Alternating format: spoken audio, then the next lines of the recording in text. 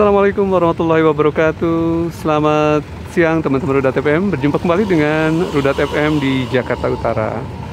Siang ini Rudat FM sekitar pukul 12.30 berada di sisi barat dari JIS yang sebentar lagi akan menggelar fase 16 besar teman-teman ya. Ini merupakan hari ke-7 bagi JIS pada penyelenggaraan Piala Dunia U17 dan merupakan hari terakhir dari penyelenggaraan fase 16 ya teman-teman ya, fase 16 besar. Dan di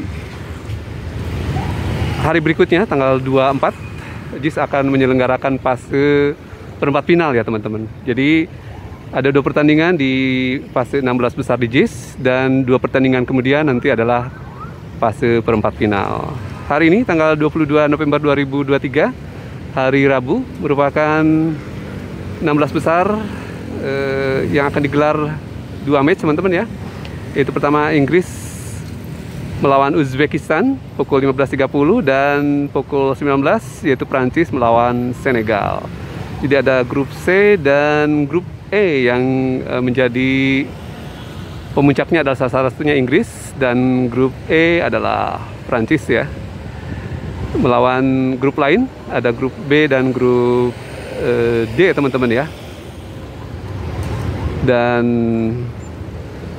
dalam Piala Dunia U17 ini JIS praktis menyelenggarakan kurang lebih 8 hari ya teman-teman. 8 kali 2 berarti ada 16 pertandingan yang diselenggarakan di JIS. Jadi cukup banyak karena memang JIS menyelenggarakan 2 grup ya teman-teman. Fase grupnya ada 2 grup, yaitu grup C dan grup E, kemudian dilanjutkan ke fase 16 besar yang salah satu atau 4 kota menyelenggarakan fase 16 besar, namun untuk perempat final adalah hanya JIS dan Stadion Manahan di Surakarta. Teman-teman sudah membeli tiket untuk pergelaran di JIS hari ini? Rudat FM sempat membeli pada tanggal 16 November yang lalu, namun lagi-lagi untuk sektor atau zona barat dan zona timur sudah terjual habis teman-teman ya. Praktis kali ini Rudat FM mencoba sisi lain, yaitu di zona utara. Sementara waktu pertandingan perdana di JIS, Rudat FM membeli sisi dari zona selatan. Kita ingin lihat pemandangan dari zona utara seperti apa. Makanya Rudat FM membeli tiket seharga untuk 16 besar ini Rp100.000 teman-teman ya. Berbeda Rp25.000 pada fase grup yang Rp75.000 ya teman-teman. Nah, sudah banyak official atau relawan yang sudah berseliweran untuk mempersiapkan sebentar lagi perhelatannya. Termasuk juga ada Bapak Polisi, kemudian ada Dishub, pemadam kebakaran dan lainnya yang sudah standby di sisi barat JIS teman-teman ya. Coba kita akan lihat juga ke kolong ram barat sudah seperti apa penampakan di sana. Teman-teman Rudat FM, kita sudah berada di kolong kolong ram barat maksud saya. Ini suasananya pukul 12.58. Ada banyak kendaraan taktis milik kepolisian yang standby di sekitar Jalan Sunter Pemiraya. Kemudian juga ada mobile portable untuk toilet ya teman-teman, mobile atau portable. Dan 1 jam menjelang open gate teman-teman, suasananya seperti ini ya. 1 jam jelang open gate teman-teman, sudah banyak persiapan terutama di zona keamanan. Akan ada apel sepertinya ya, para petinggi dari Kapolri maksud saya yang akan melakukan apel di kolong ram barat. Dan kita ini melihat ke sisi barat untuk entry atau titik masuk. Ada official dan tim teman-teman di sebelah barat, di samping dari kolong ram barat ya teman-teman. Sementara di entry lainnya adalah broadcast dan VIP ya teman-teman.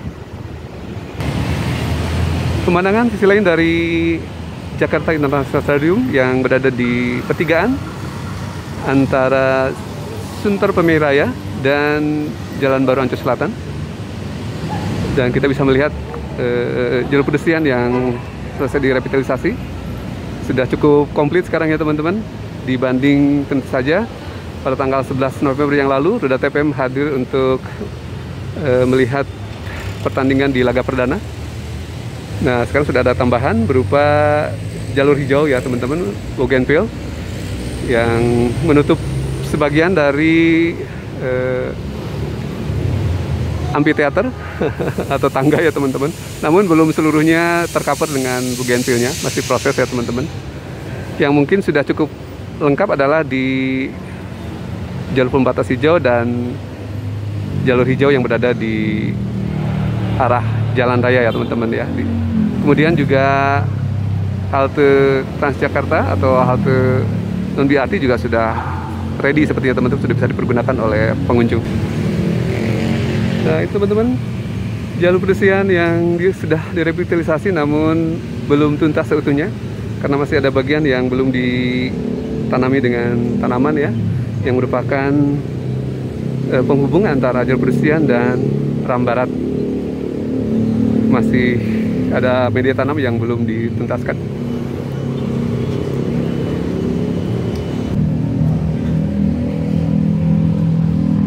Kondisi terkini dari jalur pedestrian di Jalan Baru Ancol Selatan, teman-teman, sudah relatif lebih baik dari sebelumnya yang sudah ditanami dengan bougainville ya.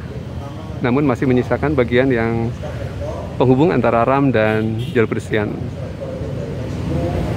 Cukup banyak yang terparkir di pinggir jalannya kendaraan karena memang tidak tersedia parkir untuk pengunjung ya teman-teman.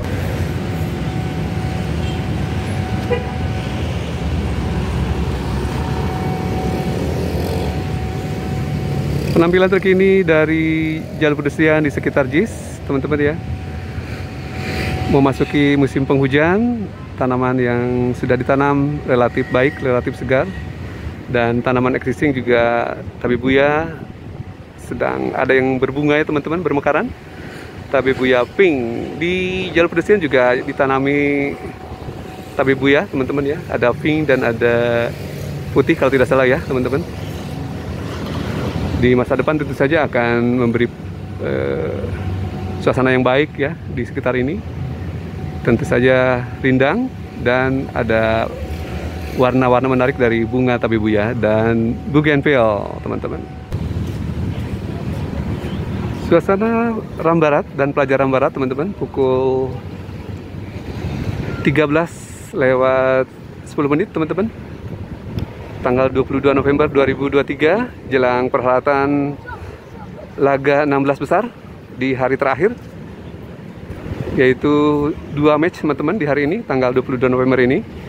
Dan JIS mendapat kesempatan di hari terakhir ya, di fase 16 besar. Praktis sudah ada beberapa pemenang di laga 16 besar.